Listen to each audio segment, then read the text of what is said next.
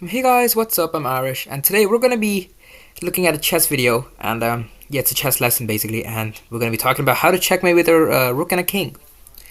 Yes, and this is a very critical position, right? I've seen some people draw the game because they don't know how to checkmate with the rook and a king, but it's obviously winning for white. So yeah, do not draw the game if you're in this position. If you're white, right?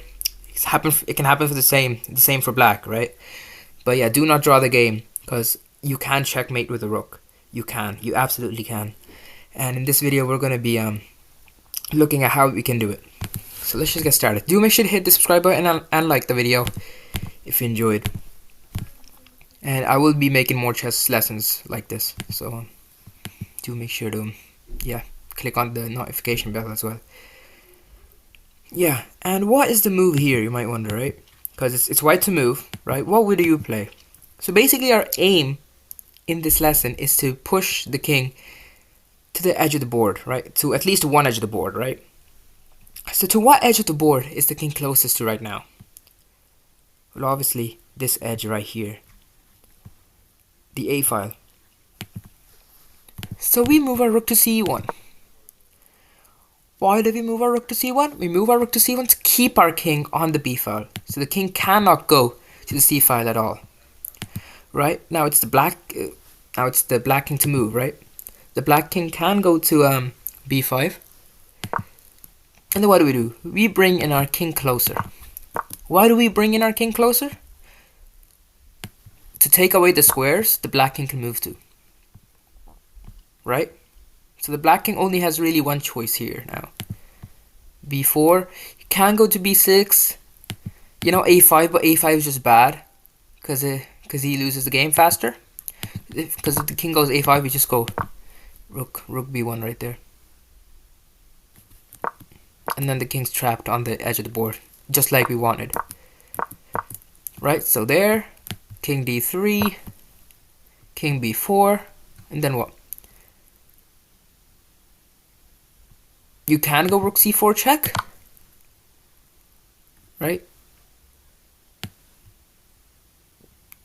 But yeah, rook B4 check, you can go, definitely. King B3, and then we can go rook H4. Right? I mean, you are forcing the king to like at least one edge of the board, right? But I don't like going rook C4 check in this position. It is the right move. I mean, in fact, that is the top engine move. I mean, but you know what I like to do? I like to follow the principle of opposition, which limits the squares the king can move to. So the king has to go either B3 or B5, right? If the king goes B3, we have rook C6. And why do we play rook C6 here? This is a waiting move, right? Because we want to see what the opponent's king can do. So rook to C6 allows us to do that. Rook to C6 is a wait-in move for us. So basically it's we force the black king to move in any square to any square we want. So if B2, we move our king closer, and then what happens? B1. B1, we can go rook C2. It's a mate in 4 in all cases, anyways. We can go king D2, but it's a longer way to checkmate. So I would say you have to go rook C2 here, because the king is already on the edge of the board now. That's our aim, right? We put the king on the edge of the board, at least on one edge of the board, yeah. So yeah, so the king's on the edge of the board, and then rook B2 just blocks the king from moving to, and rook C2 just blocks the king from moving to any square. So there. But let's say you fail to see the move. You go for the longer way out. D2, we take opposition. King has no choice. Then now we go check. So whenever the black king does opposition, we go check. Right. So yeah, check. And then what happens when we do check? The king has to move back. Right. And then we take opposition again to limit down on the squares. The king's already on the edge of the board now. We've accomplished that. King can go there, and then what? There's a waiting move here. rook to b1. What does it allow us to do? If king a3, rook a1 checkmate. So the king will probably move to a5, and then we just, follow the king. Whenever the king takes opposition, it's checkmate, right? So the king probably won't take opposition. So there, so we go there, yeah. Black king goes there. We go there, there, there. Now the king's on the edge of the board, right? But we don't want to move in our rook closer because that's going to delay the checkmate for us. So we play king c7. And then what does the black king do? There. It has no other squares it can move to. Just this square. And then it's a checkmate. Yeah. Simple. We just take opposition whenever we can. And then when we have opposition, or when the black king takes opposition, we just check. Right? It's just, that's what we do. Limit down on the squares the king can move to, and then just check. Right, so we move back now to this position where I was talking about this line, where we have rook c2. What does rook c2 do? This forces the king to stay on one side of the board, and it's a faster way to checkmate, because the king can't take the rook as the king's protecting the rook. So only one square the black king can move to, which is a1, right? Simple. Then what we do? We can move in our king closer to c3,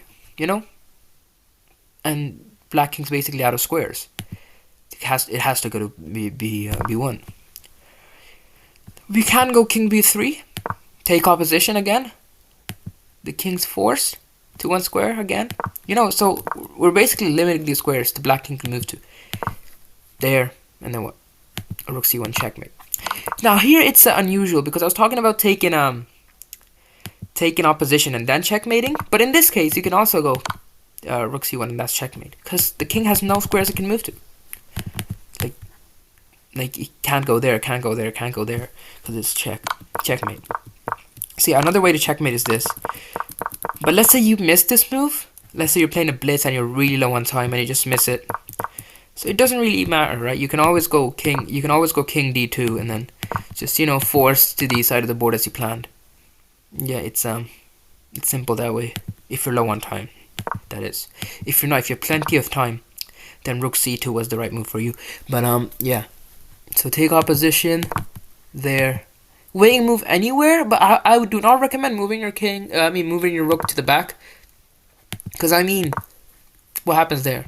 Take opposition. There, there, there, and then your rook is attacked, right? It's just longer. So we want to your rook is attacked basically. So we don't want to move our king there. So rook is attacked, and then what? We move it back. So it's quite a sluggish line. So we don't want to do that. So instead we move it back here to basically force the king to take opposition, because if he takes opposition it's checkmate, and the king will just go on, and the rook can't be attacked, because as soon as he takes opposition to come closer to our rook, we just checkmate, right? So it has to go there, and yeah, I'm repeating myself again, because this is really important. Just follow the king, right? Just follow the king. A8, c7, there, boom, checkmate. As soon as the king has opposition, we checkmate. So yeah, it's as simple as that.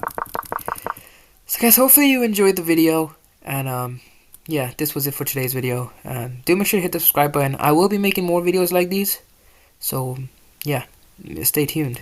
And until next time, guys, bye.